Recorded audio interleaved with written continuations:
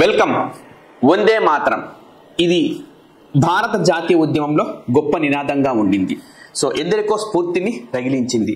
అదేవిధంగా వందే మాతరం పేరుతో ఒక నిర్దిష్టమైన లక్ష్యంతో చేసిన ఒక తిరుగుబాటు, లైక్ బెంగాల్ విభజనకు వ్యతిరేకంగా జరిగిన పోరులో ఉద్యమానికి పెట్టిన పేరు వందే మాతరం ఉద్యమంగా చెప్పుకుంటూ ఉంటాం.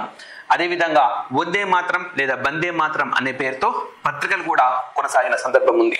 మరి ఇంతటి కీలకమైన ఈ వందే మాతరం రచన పూర్తయి 150 సంవత్సరాలైన సందర్భంగా దేశవ్యాప్తంగా పెద్ద ఎత్తున సంబరాలు జరుపుకున్నారు.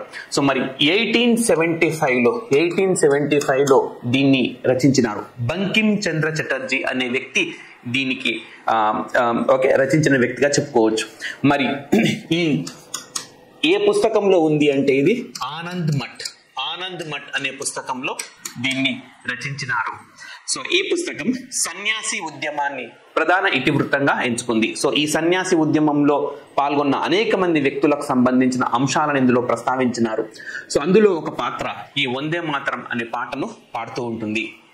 సో ఈ విధంగా ఉద్యమం అండ్ భారతదేశ స్వాతంత్రం వచ్చిన తర్వాత అక్కడితో ఆగిపోలేదు. ఈ పాట నేటికి కూడా భారతదేశంలో ఒక భాగమైంది. దేశభక్తిని రగిల్చే గీతాల్లో ప్రముఖ పాత్ర పోషిస్తూ ఉంటుంది.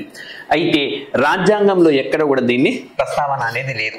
సో విధంగా చెప్పాలి అంటే ఈ వందే మాతరం అన్నది సో భారతదేశ స్వాతంత్ర ఉద్యమంలో కీలక పాత్ర పోషించింది. ఉద్యమం తర్వాత కూడా అదే తరహా పాత్రను, ఉద్యమం రాకపోయినా సో దేశభక్తిని ఎప్పుడు ప్రస్తావించాల్సి వచ్చినా సరే వందే మాతరంతో ముడిపెడుతూ ఉంటారు. సో అత్యంత కీలకమైంది.